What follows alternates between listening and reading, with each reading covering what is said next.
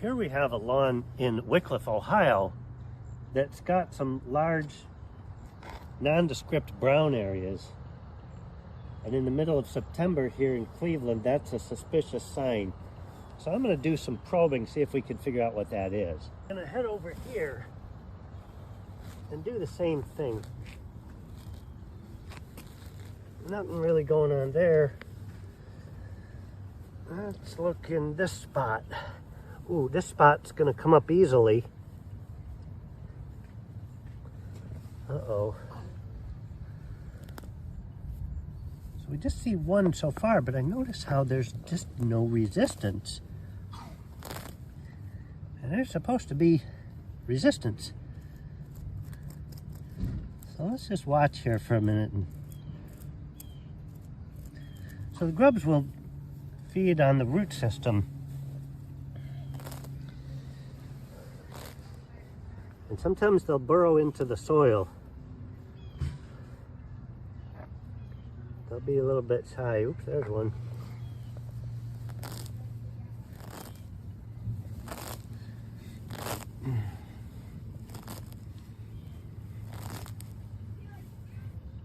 You don't see them right away, but by golly, when you find them,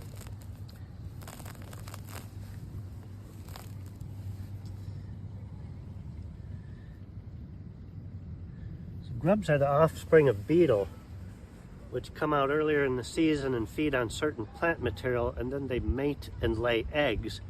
And when those eggs hatch, they hatch into the grub worm, which begins to feed on the root system of our lawns. This makes it so that the rodent animals will pull back the sod, eat the grub, but they leave the sod pulled back, and then weeds come into this spot, and maybe the consumer will reseed.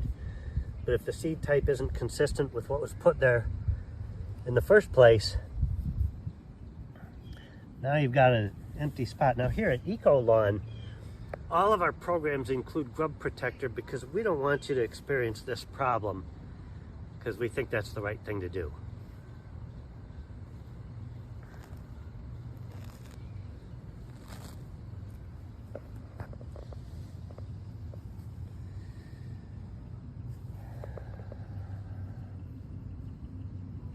See how they're kind of shy, but then they come up to the top in a minute, and then you see more of them, and more of them, and more of them.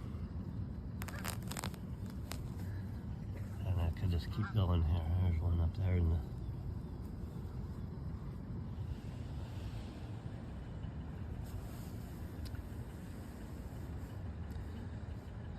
So the folks that live in this home